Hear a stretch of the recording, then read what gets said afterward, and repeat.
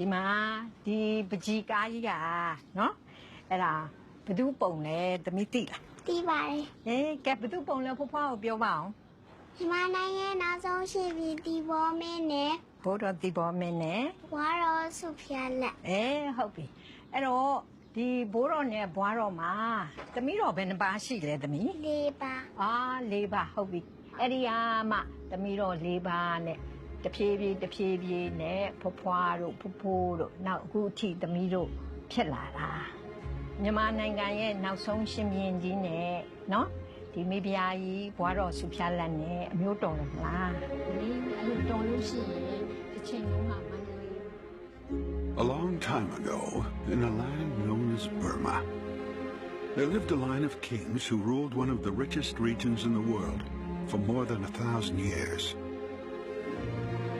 It all came to an end in 1885 with the reign of King Thibaw. This is the story of the last king of Burma, told more than 130 years later through the descendants of his royal blood.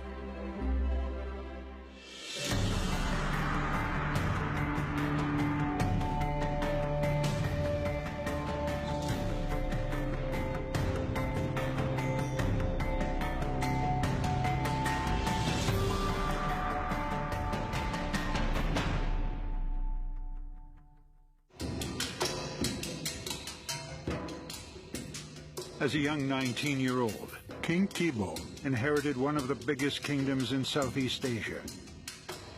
That he ruled from the famed Golden Palace in Mandalay.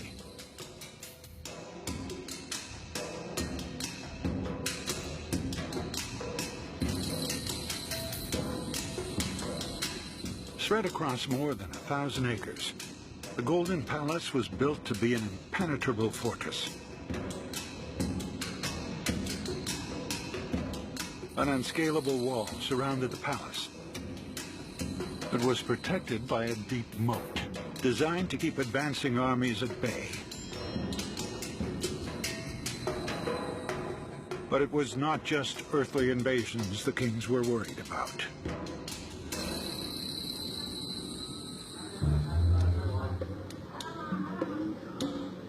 Astrologers have been predicting the lives of the people of Myanmar for thousands of years.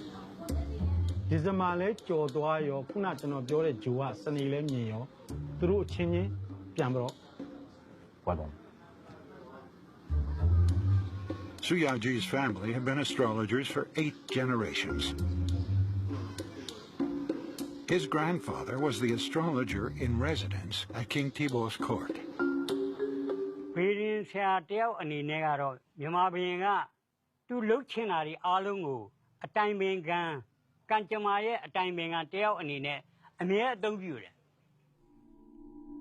Burmese kings were superstitious beings and consulted astrologers on everything concerning life, death, and even architecture.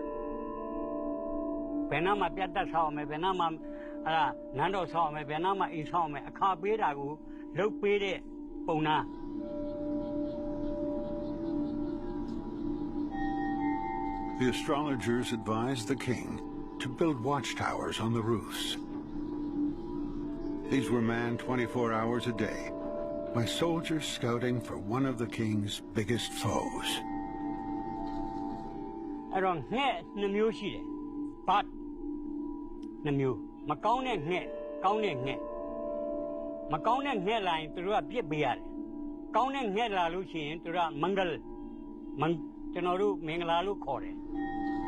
Birds of prey were seen as bad omens to the king's reign, and it was imperative to keep them away. But it was not the only prediction the astrologers made for the king.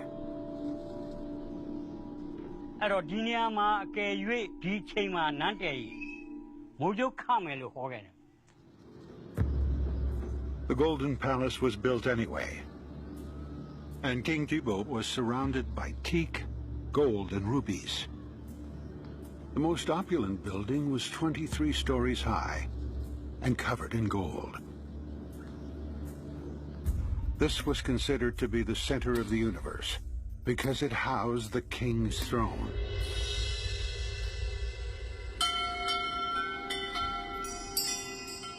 Yutan Sui is the deputy cultural minister, who is also an historian of all things royal. This is the lion throne. It's made of gold. The king and the chief queen, they sit on it.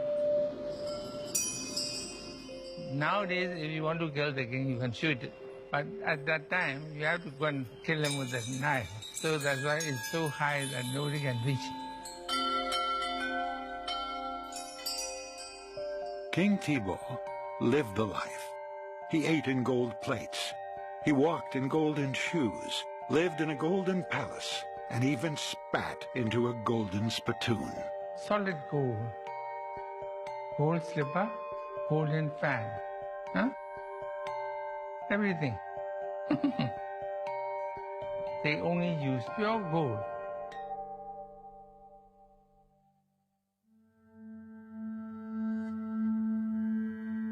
Burmese people believe that the king was the future Buddha. He owns everything, even the life of our people. The king is sacred for them, for the people.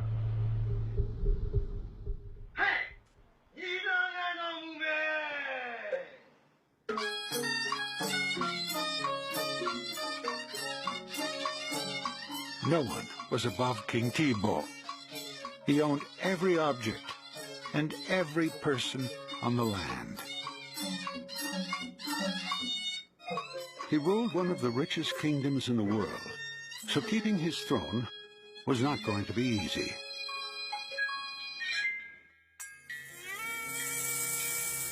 Five months after ascending the throne, King Thibaw's ministers ordered more than 80 royal family members to be bludgeoned to death. The massacre lasted for 3 days, executed to the tune of traditional theater.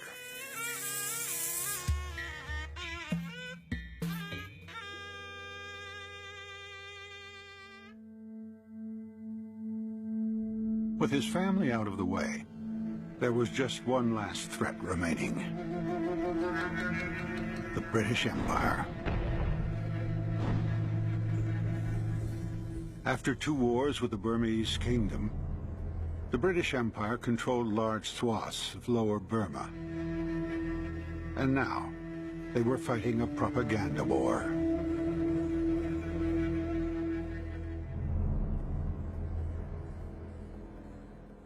The British people at that time, they enlarged the story, you see. They want Thibaw to be known as the bad king. They even say that he's a drunkard, which he don't drink anything.